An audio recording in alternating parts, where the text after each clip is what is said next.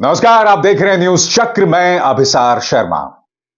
आपको इस बात को समझना पड़ेगा कि मोदी सरकार की एजेंसीज इन दो नेताओं के पीछे क्यों हैं, राहुल गांधी और तेजस्वी यादव। एक तरफ भारतीय जनता पार्टी धर्म से जुड़ी राजनीति कर रही है, हमारे आराध्य श्री राम का जिक्र करके उनके नाम पर वोट बटोर रही है। वहीं दूसरी तरफ ये वो दो नेता हैं जो असल मुद्दों को उठाने की कोशिश कर रहे हैं, जो युवाओं में जो बेरोजगारी है उसे संबोधित करने की कोशिश कर रहे हैं। ये बतलाने की कोशिश कर रहे हैं कि देश के अंदर जो पिछड़ी जाति के युवा हैं उनके समस्याओं का समाधान जातीय जनगणना के जरिए होगा।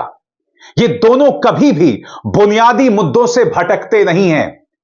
भारतीय जनता पार्टी को इसीलिए इन दो नामों से सबसे ज्यादा चिंता है।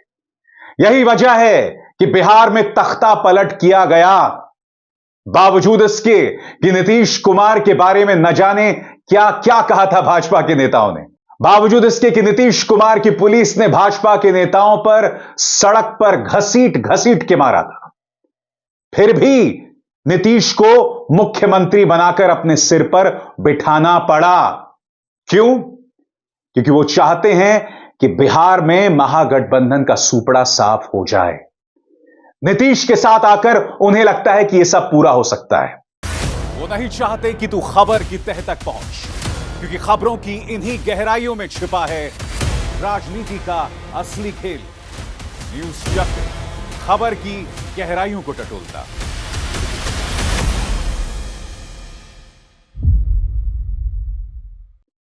बहरहाल राहुल गांधी दोस्तों इस वक्त उत्तर प्रदेश में, और आप देख सकते हैं कि प्रयागराज में किस तरह का जन समूह उनके स्वागत के लिए सामने आया है। इस जन समूह में बड़ी तादाद में युवा हैं और राहुल गांधी लगातार युवाओं के मुद्दों को उठा रहे हैं। वो अपने साथ मंच पर युवाओं को बुलाते हैं, उनसे समस्याओं के बारे में उनसे पूछते हैं और उनसे पूछते हैं कि आखिर आपकी समस्याएं बदस्तूर क्यों बनी हुई हैं। किस तरह से उन्होंने युवाओं और जातीय जनगणना के मुद्दे को जोड़ा, आइए सुनते हैं। इलाहाबाद यूनिवर्सिटी का चुनाव भी इसीलिए बंद कराया गया सर। एक भी वाइस चांसलर कभी दलितों ओबीसीओं का नहीं सुनते हैं, वो हमेशा बड़ी जातियों का सुनते हैं सर। कोई काम नहीं होता सर, पढ़ाई टाइम से नहीं होती, विरोध करने पे डांट के निकाल दिया जाता है ऑफिस से सर। बोला जाता है कि सर हम तो मैंने सुनिए, पता है आपका हथियार क्या है? हथियार का नाम जानते हो? जाति जनगणना। ये आपका हथियार है। आपको सबसे पहले पता लगाना है कि आपकी आबादी कितनी, दूसरे नंबर पे आपको पता लगाना है इस देश के धन में आपकी कितनी भागीदारी। आप सुबह उठो और अपने आप से सवाल पूछो, 73% के हाथ में इस देश का कितना धन है? यह सवाल पूछो आप। बोलो। सिर्फ 2% है सबका मिला करके, सभी दलित ओबीसीओ का सिर्फ 2% धन सभी के पास है। बाकी सारे इन अडानी अंबानी इन पूंजीपतियों के पास पड़ा हुआ है, जो सब पड़ा हुआ है इनके पास सर। और आपको ये आस्ते आस्ते भूखा मार देंगे, तो आपको अपना हक लेना है। इसीलिए सबसे बड़ा कदम, और आप अपने सब दोस्तों को बताओ, जाति जनगणना देश का एक्सरे है, इससे सारा का सारा पता लग जाएगा। राहुल गांधी एक तरफ जातीय जनगणना और नौकरियों की बात कर रहे हैं, वहीं दूसरी तरफ वो अपनी तरफ से एक बहुत ही बोल्ड बयान भी देते हैं। उन्होंने यह भी कहा, जब श्री राम के मंदिर की प्राण प्रतिष्ठा हुई थी तब क्या मंच पर एक भी गरीब या पिछड़ी जाति का कोई व्यक्ति दिखा? मंच पर सिर्फ एक्टर्स दिखाई दिए। प्रधानमंत्री नरेंद्र मोदी से जुड़े उनके प्रचार तंत्र के लोग दिखाई दिए, मगर कोई भी गरीब उस मंच पर नहीं दिखाई दिया। सुनिए उन्होंने क्या कहा। आपसे पूछना चाहता हूं, आपने राम मंदिर का फंक्शन देखा? उसमें आपने एक ओबीसी चेहरा देखा, एक दलित चेहरा देखा, एक आदिवासी चेहरा देखा? नहीं, उसमें एक नहीं था। उसमें अमिताभ बच्चन थे, नरेंद्र मोदी थे। 73% का एक व्यक्ति नहीं था उसमें। 73% की आबादी कहीं दिखती नहीं है। आप लोग पता कहां हो? बिहारी मजदूरी जो करते हैं ना, उन लोगों की लिस्ट निकालो, वहां आपके नाम मिलेंगे। और ये लोग क्या चाहते हैं? ये लोग चाहते हैं कि आप लोग कभी भी इस देश को कंट्रोल ना कर पाओ। ये देश आपका है, 73% का है। और ये जो पेपर चोरी किया है ना आपका, ये आपको रोकने का तरीका है, ये आपको ठगने का तरीका है, ये आपसे चोरी करने का तरीका। तो एक तरफ जहां राहुल गांधी ये तमाम मुद्दे उठा रहे हैं, वहीं दूसरी तरफ तेजस्वी यादव नौकरी और उससे जुड़े मुद्दों को छोड़ने को तैयार नहीं है। उन्होंने अपनी तरफ से एक बयान जारी किया है दोस्तों, जिसमें आप देख सकते हैं एबीपी न्यूज को दिए गए नीतीश कुमार के इंटरव्यू का हवाला है। यह वो दौर है जब नीतीश कुमार भाजपा के साथ हुआ करते थे। अब एक बार फिर भाजपा के साथ आ गए, वो बात अलग है। मगर उस दौर में नीतीश कुमार ने तेजस्वी यादव पर ताना मारते हुए कहा था कि नौकरियां कहां से लाओगे। बकौल तेजस्वी हमने उस सोच को पलट दिया, एक थके हुए मुख्यमंत्री को काम करने पर मजबूर कर दिया। क्या कह रहे हैं तेजस्वी यादव, मैं आपको पढ़ के सुनाना चाहता हूं। तेजस्वी कहते हैं 2020 चुनाव में 10 लाख नौकरियां देने के मेरे संकल्प पर आदरणीय मुख्यमंत्री कहते थे 10 लाख नौकरी देना एकदम असंभव है, यह गुमराह करने वाली बात है। कहां से देगा, कुछ पता है? पैसा क्या आसमान से आएगा? पैसा क्या जेल से आएगा? इसे कुछ सेंस है?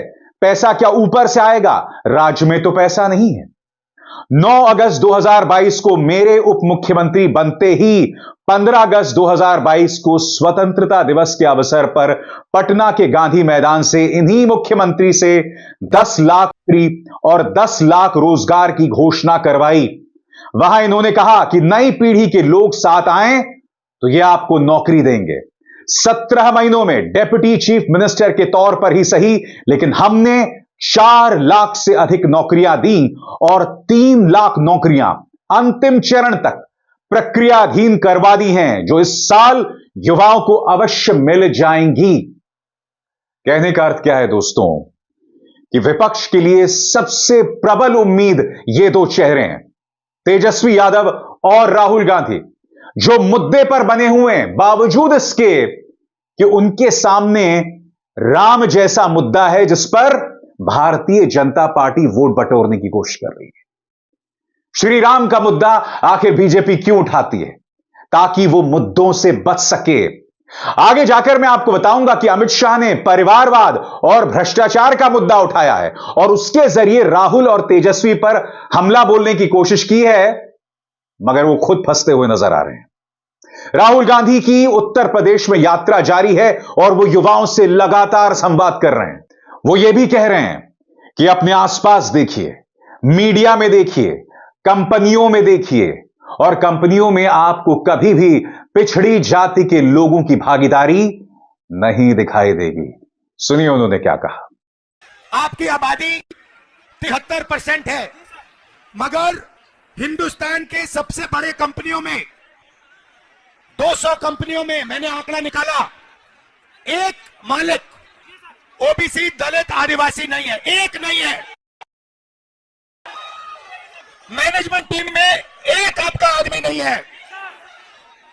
हिंदुस्तान की सरकार के 90 सबसे बड़े आईएएस अफसर की मैंने लिस्ट निकाली, उसमें 3 लोग आपके हैं, 3 दलित है, एक आदिवासी है।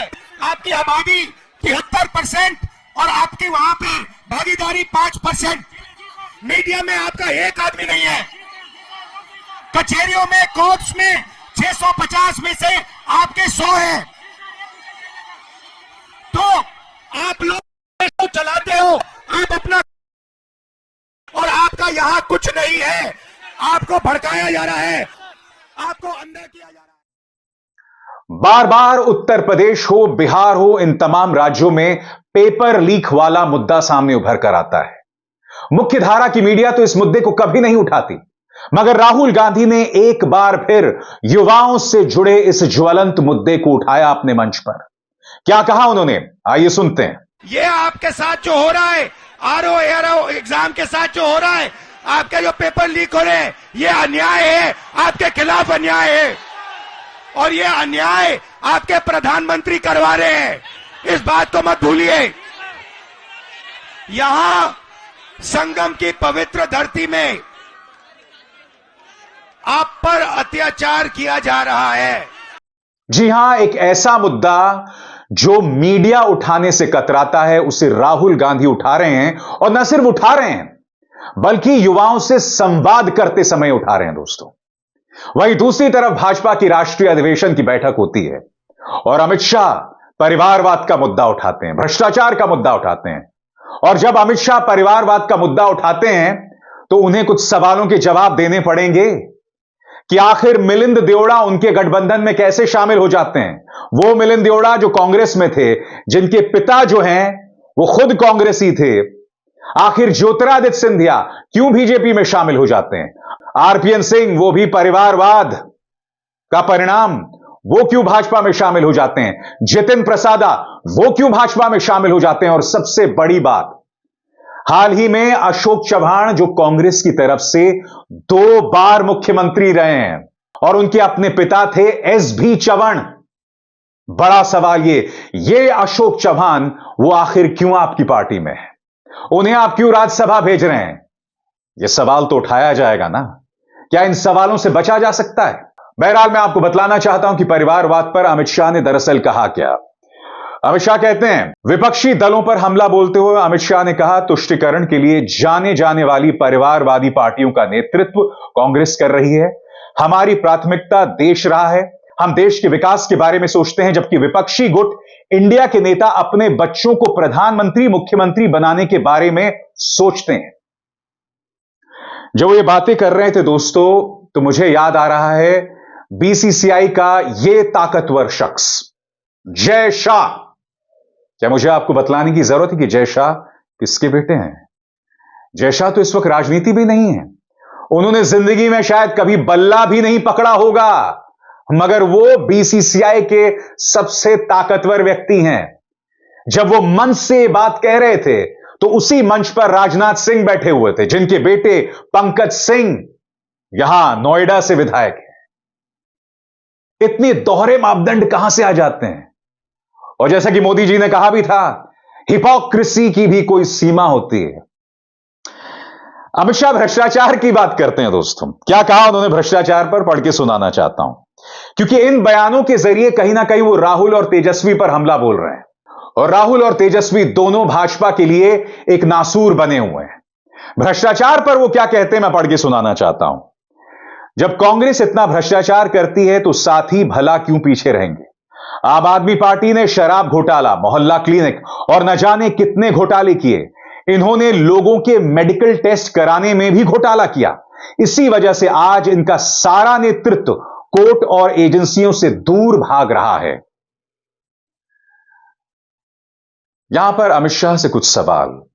आपको याद है नरेंद्र तोमर के बेटे धीरेंद्र तोमर, उनका एक वीडियो सामने आया था। उस वीडियो में वो करोड़ों के लेन देन की बात कर रहे थे।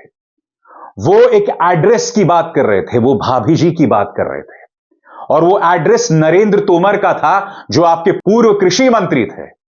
और इत्तेफाकन उसी एड्रेस के पास आपका यानी कि अमित शाह का घर है। क्या आपने उस बात की जांच कराई। जो अशोक चव्हाण अब भाजपा में शामिल हो गए हैं, क्या मुझे यह बतलाने की जरूरत है कि अशोक चव्हाण पर भारतीय जनता पार्टी ने भ्रष्टाचार के कितने आरोप लगाए थे। इन चेहरों पर गौर कीजिए। अजीत पवार, छगन भुजबल, नारायण राणे, हेमंत बिस्व शर्मा, इनमें से कुछ लोग आपके मोर्चे में शामिल हो गए हैं। कुछ पर गंभीर आरोप थे भ्रष्टाचार के, और कुछ जिन पर आप भ्रष्टाचार के आरोप लगाया करते थे वो आज न सिर्फ आपकी पार्टी में हैं, बल्कि आपके एक राज्य के मुख्यमंत्री यानी कि असम के मुख्यमंत्री हैं। ऐसे में क्या अमित शाह को भ्रष्टाचार पर कहने का अधिकार है। क्या परिवारवाद पर कहने का आरोप है। परिवारवाद, भ्रष्टाचार का मुद्दा उठाना सिर्फ इसलिए कि आपको राहुल गांधी और तेजस्वी यादव पर हमला करना हो। दूसरी तरफ समानांतर तौर पर आपकी एजेंसीज भी लगातार उन पर हमला कर रही हैं। ये दोहरे मापदंड नहीं तो आखिर क्या है।